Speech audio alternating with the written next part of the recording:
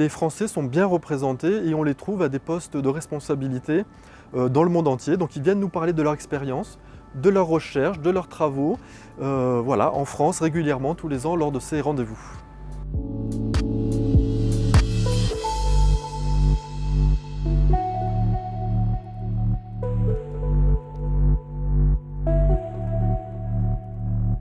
Bonjour, dans le cadre de cette première Géwell Week, nous accueillons sur le toit de l'Institut national de gémologie au Soleil, Olivier Ségura. Il est le nouveau président de l'Association française de gémologie. Tout d'abord, afin de mieux le connaître, il va nous présenter son parcours. Nous verrons ensuite les projets de l'association. Merci Geoffrey, merci pour l'invitation.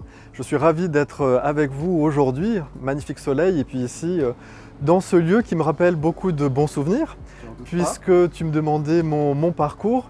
Mais avant d'arriver à la gémologie, avant d'arriver à l'ING et avant d'arriver à ma formation en gémologie, j'ai une formation en biologie-géologie, sciences de la vie, sciences de la terre, un master, que j'ai prolongé par un master en communication.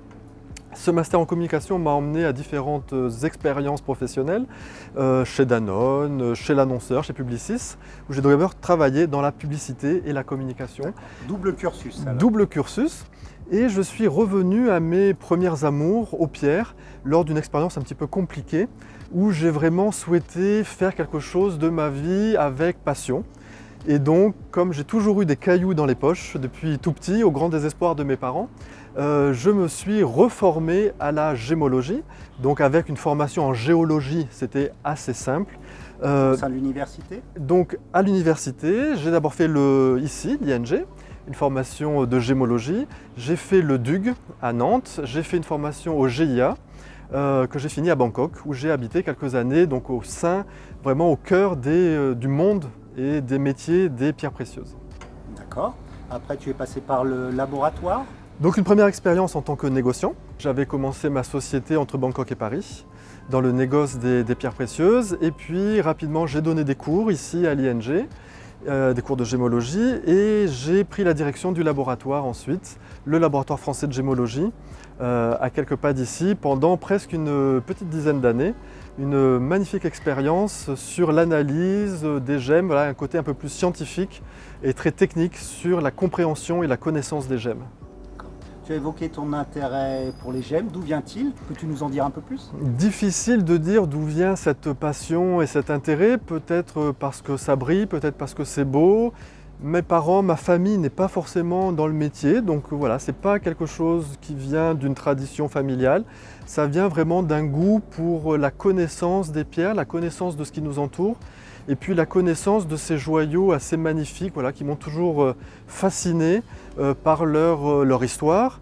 C'est ce qui est formidable avec la gémologie et avec les pierres, c'est qu'on est au croisement, et tu le sais bien, on est au croisement de l'histoire, on est au croisement de la beauté, on est au croisement du quotidien, on est au croisement des aventures humaines aussi, parce que je suis allé sur de nombreuses mines et j'ai visité de nombreux pays grâce aux gemmes, à la gémologie. Donc voilà, rencontrer des gens formidables, rencontrer des histoires formidables. Donc oui, ça a confirmé ma passion et mon amour pour les belles choses et pour les gemmes en particulier. Après ces questions personnelles, nous allons évoquer l'Association française de gémologie. Pourrais-tu nous présenter la structure ? Oui, alors l'Association française de gémologie, je pense que tout le monde connaît, l'AFG, et si vous n'êtes pas encore inscrit, il faut absolument le faire, devenir membre de l'AFG. L'AFG, c'est une association qui a été fondée par des négociants pour le développement et la connaissance des gemmes pour tous les publics. Dans les années 60-70 ? Exactement, et aujourd'hui on compte plusieurs centaines de membres dans l'association qui viennent de tous les horizons, depuis les étudiants jusqu'aux professionnels et jusqu'aux experts des universités.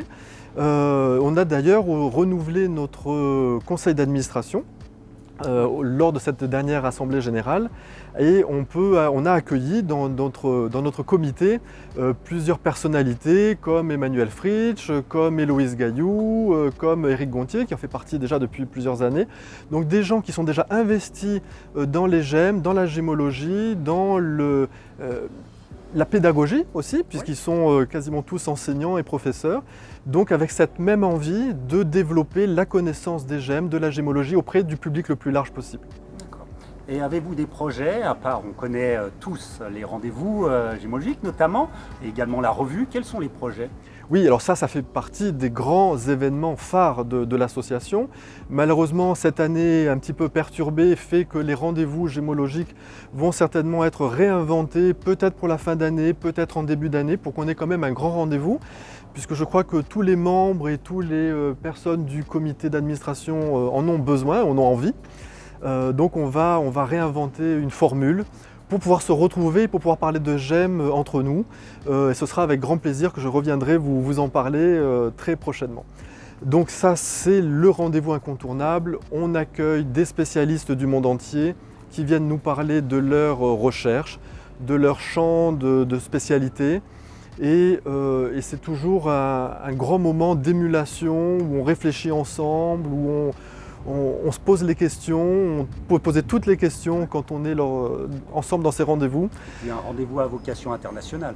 Avec un rendez-vous international où des personnalités du monde entier viennent nous parler de leurs recherches, mais aussi des Français, puisqu'on sait que la gémologie française et francophone est importante. Oui, c'est la question que j'allais te poser. Elle est puissante, puisqu'on a de la gémologie en France. On a beaucoup de gémologues qui sont formés en France, dans les différentes formations françaises, et qui vont ensuite suivre leur vie dans le reste du monde, puisque la gémologie, malheureusement, en France, ne peut pas nourrir tous les Français. Mais les Français sont bien représentés et on les trouve à des postes de responsabilité dans le monde entier. Donc ils viennent nous parler de leur expérience, de leurs recherches, de leurs travaux, voilà, en France, régulièrement, tous les ans, lors de ces rendez-vous.